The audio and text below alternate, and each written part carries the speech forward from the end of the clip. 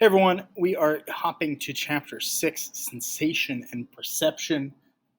We're going to jump around a little bit in terms of chapters this year, just to cover some things I think are a little more interesting or we can have a little more fun with. So go ahead and take down the title card if you haven't yet. Let's move on to perception. So what we're going to kind of talk about is our senses and then how we perceive what we sense. So, we sense physical objects, right? And these are the senses you learned back in elementary school: sight and hearing and smell and taste and touch. Our brain perceives those sensations, right? So not only do we sense it, we have to perceive what that is. So, when I eat a piece of broccoli, I have to perceive if that tastes good, if that tastes bad, how it tastes, what the texture is, right? So it's not just the taste, it's not just the sense, but it's the perception of the sense. This is how we learn, this is how we think, it's how we act, it's how we react to things. So, and the traditional 5 senses aren't quite true. We actually have more than 5 senses. We can feel pressure.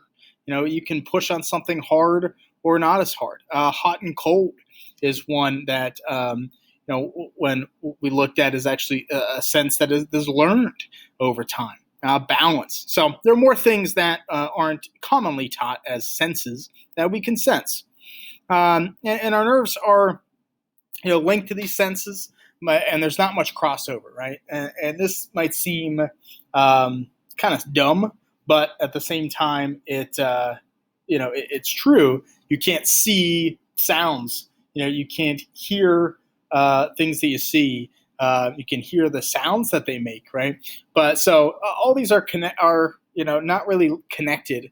That we might use multiple of them at once, but not necessarily connected either. So go ahead and write this down now.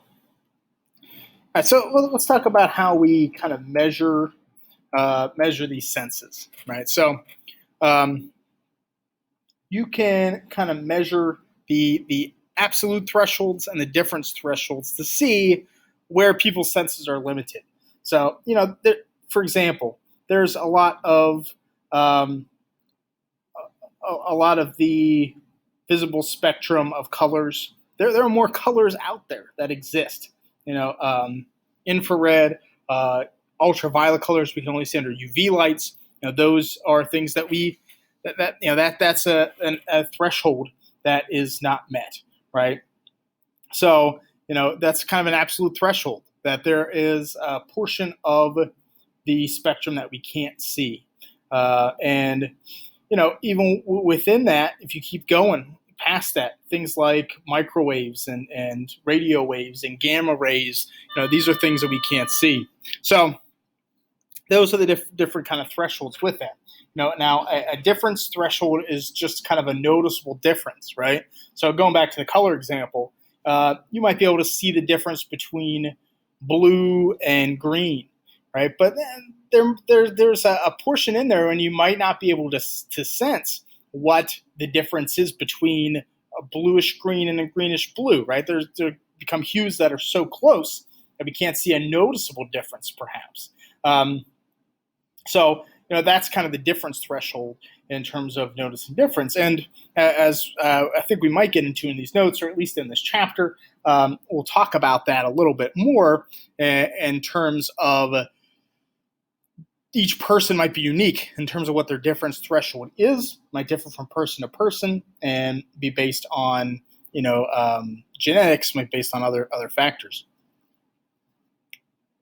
So our senses are pretty good, but there are certain signals that we just can't detect. High-pitched noises, right?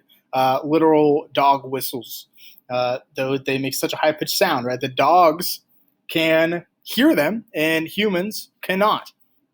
And as something that we might hit on, even as your ear canal develops, there are less sounds that can be heard. Or if it gets overused, that can be a kind of a signal detection difference. So And sometimes we can sense stimuli that isn't there. There's been a lot of tests on this.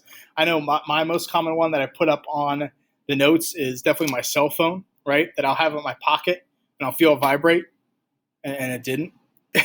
I felt that stimuli. Like, I'm just so used to feeling it vibrate that, sometimes I feel like it happens. Or maybe you might hear it ring, or the text message alert go off, depending on how you set up your phone. You might hear that sometimes. And so this can make it difficult to study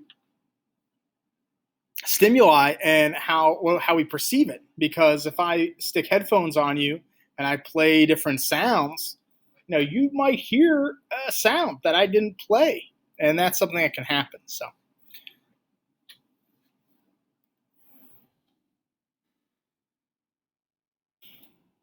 let's talk about sensory adaptation, and we adapt to stimuli that doesn't change, and we get more comfortable with it. So if you ever stepped into a cold shower, after it's very cold, you're freezing. After a little bit, you can take that cold shower. Or I definitely see it the other way with a hot shower. I like my showers pretty hot. I get in the shower. After a little bit, it doesn't feel so hot anymore. I got to turn it up a little bit. It feels good. It doesn't feel. A couple minutes in, I got to turn it up more. That's sensory adaptation. We're going to adapt to to that sense. So I think hot and cold is a really good example of that. And look, if it's really, really bad, you won't be able to adapt. If you have some like severe tooth pain, it's not just going to go away. But there is some there is some pain or eye movements or tics that you can have that you just become you just become normalized to doing. Um, and like I said, something like the desert sun, right, is one that you can't adapt to. If you're out in the desert, that sun's going to beat on you. It's going to be hot. Your body can adapt to that. Vision is one that doesn't adapt, right? Because if vision adapted, we wouldn't need glasses. We wouldn't need contacts, right? And so if my vision kind of adapted to, the stimuli, I'm not seeing what I need to see, and it adapts to it. So the eyeball moves around. The object still uses the same receptors. So that's one that doesn't change. Now, sensory deprivation is what would happen if our senses, kind of adapted to the extreme, right? And this is something that's used.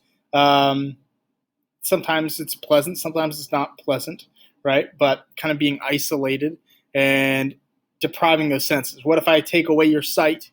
What if I take away your hearing? What if I take away all those senses? How do you feel? It kind of becomes this isolation, right, issue. And so there's been some studies on this. Some of the ethics on these studies are iffy, to say the least, right? But they would, put people, lay them in a bed, block out their hearing, block out their sight. They couldn't get up. They couldn't touch things. What happens? You're kind of in this weird state of being but not being, and people would see or hear things but have visions, hear sounds but they couldn't hear sounds. It was some very weird things. Now, that was back in the 1950s. Some further studies said it's not quite that bad. It's less dramatic, but at the same time, sensory deprivation can be a problem. That's why oftentimes it's used in torture. You're going to blindfold someone for days, weeks, months, and that can really mess them up. And we also miss a lot of what happens around us. This is selective attention. We do not process about 95% of the things that happen around us. And sometimes our subconscious might hit it. But, we can only focus on certain parts of our environment, and we block out the other ones. Because, if we really perceived everything that was happening, sight, sound, all of that, it would just be too much. It'd be way too much to take in. Absolutely. So, so like if and actually it can even help in some senses. I know I like to like sleep with a fan on, and that's kind of selective attention, right? It often is. I'm kind of adapting to it because that stimuli, I'm hearing that noise all the time. I don't perceive it anymore, but I don't have to pay attention to that. So it can be good because we don't overload the system, but it can be bad because we might want to register some of those, some of those things. So we'll talk more about selective attention later.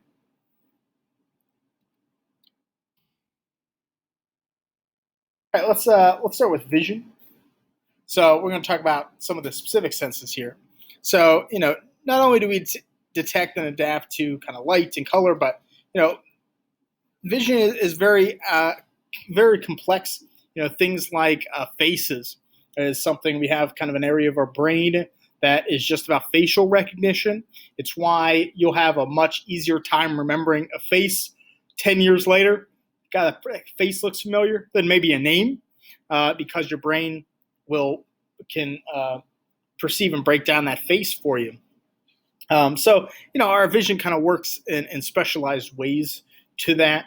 It's another reason why, like when you have a dream, you can only see faces that you've seen because that facial area is what lights up when you see a face in your dream. So our vision can really take in a lot of that perception and bring it in. I said we talk about color blindness. Most people are not colorblind, right? 99.9% are not fully colorblind, can't see any color. But it's because of genetic defects. They're actually what's called color deficient.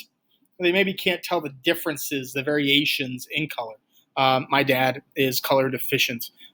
He has a hard time differentiating between, green, light green, yellow, that kind of thing, orange, red, blue, purple, those kind of colors. And that's just a genetic defect that occurs. So, our vision sometimes will, and this is something else we'll do later in this chapter, our division likes to do what's called the Gestalt principle. And that's that we will organize things through our vision that we may otherwise might not need organizing.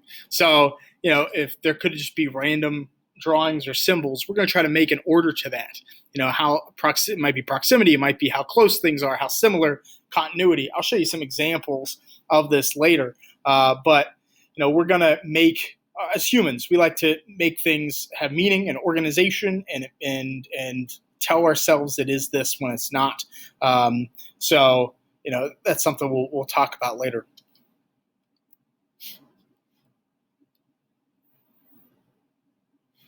All right, let me go into vision continued here. So our view changes with binocular with two eyes versus one eye.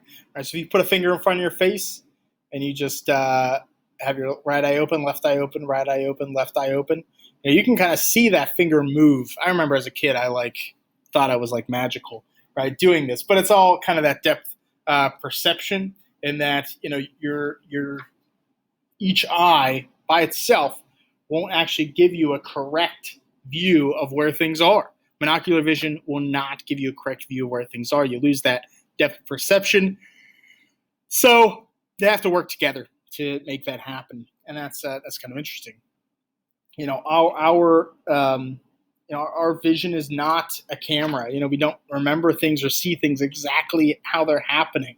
So there's definitely, we can be tricked. Our vision can be tricked. Optical illusions. Like I said, we'll look at some of that later this week, perhaps. And that's something that is different. That can happen. So even just natural visual illusions, if something's bigger, will appear to be slower. So if there's a elephant running after you, it'll appear slower than a mouse running after you, even if they're running at the same speed. That's just how our vision kind of perceives things.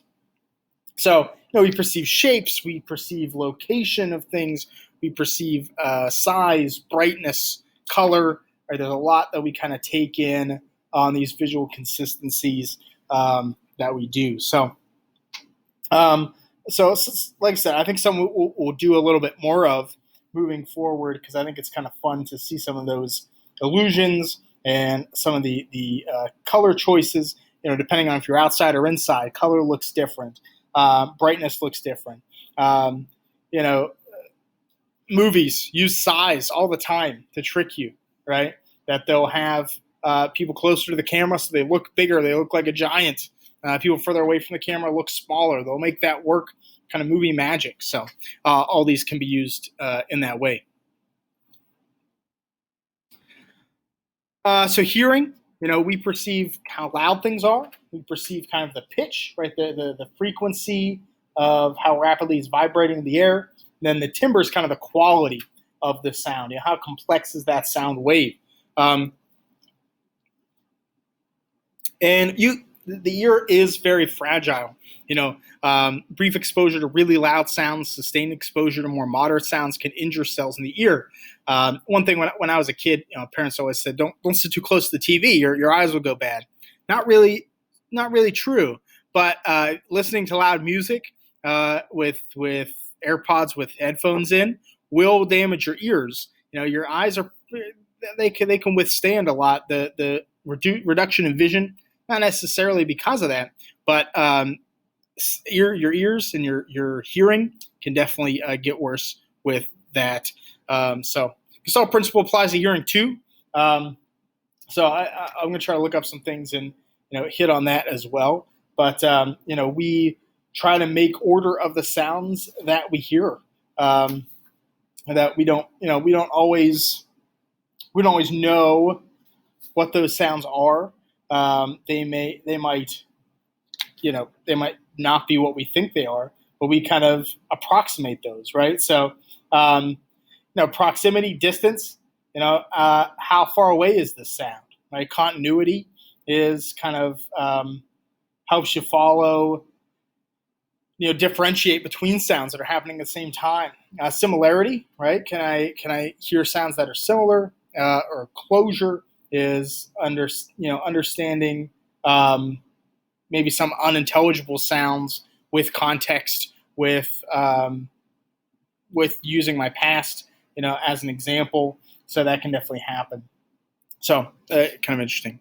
Some of the other senses as well. We have receptors in our taste buds, perceive different categories of taste. So you may have seen this before, of salt, salty, sour, bitter, sweet. They've also found umami which is kind of an interesting one, almost kind of a weird one for the Western world, because we don't necessarily perceive that as a taste, but it's from the Japanese word for delicious. It's kind of like the MSG kind of taste. No one really uses MSG much anymore, but when you eat a piece of meat or shellfish or seaweed, like that kind of taste, it doesn't really fit in those others. And taste actually has a genetic and a cultural component. So taste can be affected by a food's color, by its appearance, by its temperature, by its texture. If you feeling like something tastes good, a lot can depend on how it looks on the plate, the situation that you're in, how well you think it will taste. Even culture can impact that, of what you're kind of raised on smelling and seeing. Smell can affect the taste. There's been a lot of studies done of preparing the exact same dish with the exact same meat, and then having the experiment group smell kind of the smell of rotten meat before they ate it. They graded it much lower, even though it was the exact same piece of chicken. So it's kind of interesting. And look, smell is here for kind of moving to smell is here for evolutionary survival. To smell smoke when there's a fire, to smell food spoiling so you don't eat it and get sick and die. A smell has that big evolutionary component, and a certain sense can affect behavior psychologically. So this can trigger memories. It can bring you back to things. I always use the example for myself. There's a certain cologne called Curve that I wore in high school. And so if I ever smell that, it takes me back to high school. It takes me back to prom, takes me back to high school. Like I'm there, in that kind of sense. Certain air fresheners that my parents had in their car when I was younger, when I was in elementary school, when my brother had in his car, if I smell that same air freshener, I mean, I'm right back there. Kind of triggers those memories of that. And it can do it on some other areas. If you've ever if people like get drunk on, I don't know, on a certain alcohol and tequila, and they get super sick, and then when they smell that, you know, again the next day or the next week or even the next month, they might physically get sick again. That's how smell can really trigger things psychologically. Super interesting. Smell is one of the most connected senses to the brain in that sense. And then our skin, we can feel touch, pressure, warmth, cold, pain. Our skin has so much to it. And pain is kind of a really interesting piece to this because we don't quite understand pain fully. Pain makes sense. Like you have kind of the stimuli that's causing pain, and our brain wants to tell us this. So, hey, you're getting hurt. You want to make sure that doesn't happen. And so it's kind of called the gate control theory, that in our spine there's kind of this control that can open and close and let those pain impulses happen or not. One thing kind of throws all this off is phantom pain. This was really studied with soldiers in war who, if they were injured and then had their leg amputated, they can still feel pain in that leg even though it's not there, right? And so it might not be about the skin. Pain might not always be about touch, but the brain just may not be able, maybe able to not only respond to pain but actually generate pain itself. So it's not just you getting cut with a knife that's causing the pain; it's your brain perceiving the pain. So it's highly influenced psychologically. Depending on the situation, pain can be reduced. Each person feels pain differently. Different kinds of pain influence people. So it's still something that we're working toward understanding more of. And there's been a really big push in the 2010s of studying pain and why it happens and how to treat it without drugs and with other things. So something else we'll talk about. Also, kinesthesis and equilibrium work together to give us a sense of our physical space. So we need to, kinesthesis tells us where our body parts are. So if you can touch your finger to your nose, you can't see your nose, right? But you could do that right now. You can touch your finger to your nose, right? And so, it's why that's used to test if people are driving drunk, because your kinesthesis is off if you've been drinking alcohol. But you can do that. You know where your nose is, even though you don't know where your nose is, if that makes sense. So that's really important for that. I'm going to play you a video at some point, as long as I don't forget, of a guy that doesn't have these things. Equilibrium is what gives you a sense of balance, kind of lets you know whether you're standing upright or on your head, or how things are moving and rotating. There's a couple people that have a rare disorder, though they don't have kinesthesis. They don't know where their limbs are. So when they move, it's very like floppy and weird. They can't sit in a chair. They can't sit down because to sit down you have to know where your butt is. You have to know where that chair is, and you have to sit. Like, it's something that's so simple you wouldn't be able to do effectively. So it's just that you can learn to live with it. You can kind of, through physical therapy, kind of learn to live with it, but something's very difficult. I'll move on to the next one here.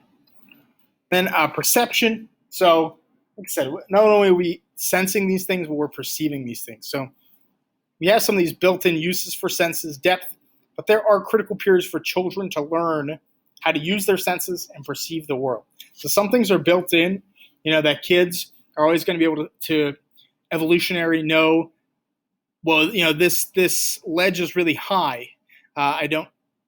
We can see kids kind of hesitate to jump off of a ledge. Like that's depth. That's a sense of that this, could hurt you, right? But there's some things like hot and cold that kids have to perceive, or they won't have perception of it. In the we've had some rare studies of children that did not have any kind of perception or stimuli that didn't know the difference between hot and cold. A cold bath felt the same as a hot one. So there's some of those perception of senses, and we perceive things without. Those are kind of critical periods. We perceive things without being aware of them a lot, and not even knowing that we're perceiving them. So you know, um, even just how we kind of process these are tough. So there were studies people that were born deaf and got cochlear implants so they could hear sounds for the first time, and it was for many of them it was very, very confusing. Like, sounds confusing. What is this? What does this mean? A lot of them didn't want it. Which is fine, but that's we almost our senses and perception have to be learned as we go, and we have to kind of understand them and perceive, even if we're not aware that we are perceiving them. There's a lot of influence on perception, needs. If you are really, really hungry, that food is going to taste better. Even they even did a test where, like, they had people who were very hungry, people who were not hungry, just ate a big meal. They flashed words on a screen, any words related to hunger. The people that were hungry perceived it first before the people that weren't. So it's kind of interesting. Beliefs, so kind of what you feel about the world, that you can actually see or perceive things that aren't there based on it. One of the big things I know that in my lifetime as a history teacher was 9/11. And this is in the book too, that a lot of people in the smoke from the World Trade Center saw a face of the devil. You can Google it. People circle these pictures of smoke. There's no face of the devil, but this was an evil kind of thing, right? And this happens kind of all the time, even religiously. That, like, someone has a Cheeto that looks like Jesus, and they put it up on eBay, or so people want to perceive. They want to see these things, these signs, that aren't necessarily there. Emotions can definitely influence that. So if you're in a dark room, you just watch a scary movie, right? That robe hanging on the door is going to look like a ghost, or the shadow of the doll is going to look like a monster. Like, you start to get freaked out. You hear a sound, right? And it's like, oh, someone's here, something's happening, even though the night before, after you watch that comedy, you hear the same sound and nothing was there. So that can influence you. And then just expectations, that we kind of, we perceive what we expect to be there, that we expect to happen. So we have these kind of expectations of what's going to occur, and so we think it happens. And it's not necessarily true, right? It can lead to some misperceptions. So that can happen too. Maybe we'll get into more of that as well as time goes on. Well, that's going to be the end of this chapter in terms of notes. I appreciate you doing this. I think we'll do some good things with this moving forward. Have a great rest of your day, whatever you're doing.